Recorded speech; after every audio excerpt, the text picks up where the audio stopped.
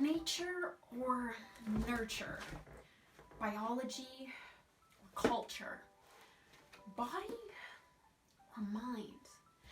Emotion, instinct, or reason? Oh, hey there, Homo sapiens. So today we're going to be talking about dichotomies, and we're going to be focusing on the nature-nurture debate in anthropology. The nature-nurture debate is a long-standing conversation across humanity, and it's one of the constituting debates of the anthropological discipline.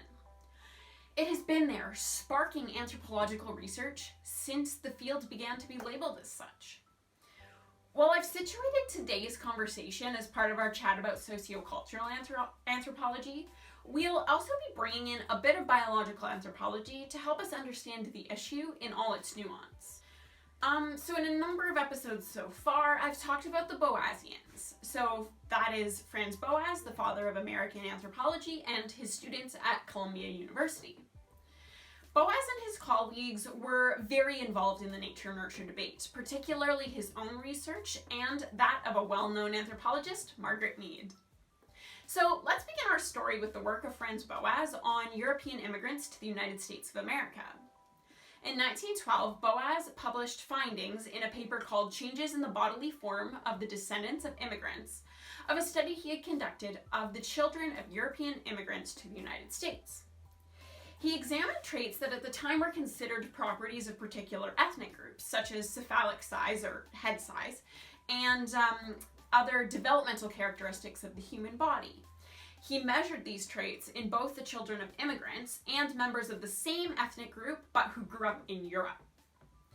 Through this study, Boas found that children who grew up in the United States looked a lot more similar to other children who grew up in the United States in these characteristics than they did to children from their ethnic group who grew up in Europe.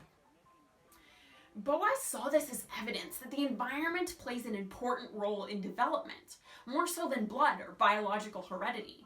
But because Boas was interested in culture in particular, he wanted to do more work. In 1925, at the age of 24, Margaret Mead set off for Samoa, an island in the South Pacific, in order to continue Boas's quest to understand how not only the physical environment, but also the cultural environment influenced human development. At the time, there was a lot of talk in the United States about how adolescence was a difficult time full of anger and rebellion. Many scholars explained this phenomenon with reference to human nature, but Mead and the Boasians were suspicious of this claim. So Mead set off for Samoa to study Samoan culture, but particularly to answer the question, are the disturbances which vex our adolescence due to the nature of adolescence itself, or to the civilization? Under different conditions, does adolescence present a different picture? If she found that Samoan adolescence was not stressful, angry, and disturbed, then she would have what she called a negative instance, proving wrong the idea that this kind of adolescence was simply the product of human nature and nothing could be done to soothe it. In other words, if even one group of humans is different from what we assume to be the norm in so-called Western society, then we have proven that this is not a part of human nature, but is something that is influenced by culture, by our upbringing, by nurture. After studying among adolescent Samoan girls, Mead concludes in her ethnography, Coming of Age in Samoa, that this was in fact the case. Samoan adolescence was a smooth transition, not a period of emotional and psychological stress and confusion that is found in the United States. This she partially attributes to the openness of sexuality and ability to enjoy casual sex before marriage. Her book, though, caused a lot of controversy at the time it was published in 1928, as it questioned well-established American sexual mores. But it also became one of the most well-known anthropological texts ever written and influenced the way we practice pediatrics. That is, it proved an important push towards recognizing how important nurture and culture were to development, not just biology and nature.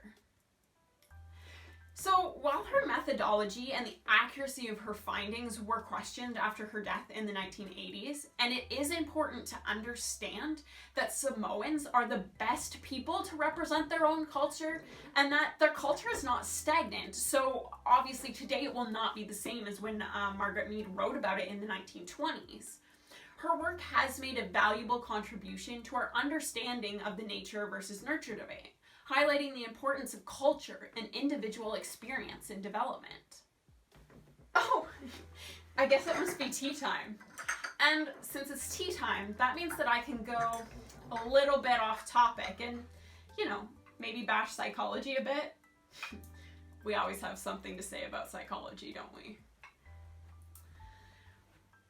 Alright, so the thing about psychology is that as anthropologists, we do like to criticize it a little bit. So what if I told you that psychology isn't as generalizable as it purports to be? In fact, rather than being the psychology of humanity, what we currently know about psychology and assume is human nature is actually the psychology of affluent men of Northern European descent. So basically, the vast majority of psychological studies throughout history have used samples which were handy to their university. Often these were first-year psychology students compelled to participate in these studies as part of their coursework, as still happens today. The issue is that those populations largely skew towards affluent white men who tend to have different life experiences and thus values than other members of humanity. Culture and environment impacts our behaviors and choices. So when psychological researchers downplay the social identities of their study subjects, we get a description of humanity that actually isn't generalizable. What this does is it sets male individuals of European descent and Western culture as being the default human being and representing everyone else as deviations from this norm. In reality, this group of individuals is just one subsection of the incredible diversity of ways of being and knowing within the human species. Anyway, back on track. Is it nature or is it nurture? Always, always, always be suspicious of an extreme or ultimate answer. If a theory or hypothesis claims to have no exemptions or uses the word determinism, we can generally speaking be sure that at this point, the idea is at the very least misguided. So yeah, you guessed it, the answer is neither and both. Your biology gives you a canvas on which culture can act. So culture mediates between your biology and the external environment, both the physical or natural environment and the cultural or social environment in which you find yourself. So for example, in my culture, having certain features which are associated with having two X chromosomes, a biological trait, leads people to assume certain things about your personality and gives you certain limitations and expectations. We assign meaning, in other words, to biological traits, but this meaning in and of itself is not biological but cultural. So for example, I'm not good at embroidery because I happen to have two X chromosomes. It's not innate. I'm good at embroidery because my grandma taught me this skill when I was very young, whereas my cousins, who happen to have XY chromosomes, were taught different things. For a really good example, let's leave sociocultural anthropology for a moment and talk about a relatively new field called epigenetics. Epigenetics is the study of how changes in organisms can occur through changes to the expression of genes. This field has found many fascinating ways in which our genotypes, or the sequences of our DNA, interact with the environment to create unique phenotypes or outward appearances. A great example of epigenetics is the Dutch Hunger Winter. This was a winter during the Second World War, during which a German blockade prevented food and fuel from reaching many people in the Netherlands. A study of the children of pregnant women exposed to this famine found that they were more susceptible to diabetes, obesity, cardiovascular disease, and other health problems than their siblings who were not born during this time or conceived during this time, due to changes in the shape of their chromosomes.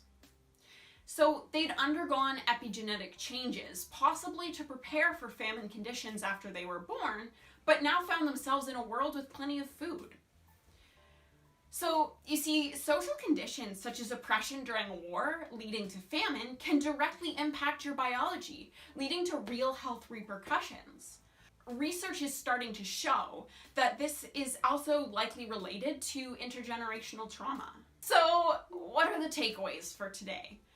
Biology is important and it impacts our lives, but culture is what gives biology its meaning. Culture is hugely impactful to development and can affect your biology right down to your DNA expression. So remember, when people say things like, it's human nature or it's just innate, be suspicious and check for biases and prejudice. Next week, we'll be talking about progress, but until then, go make the world safe for human differences.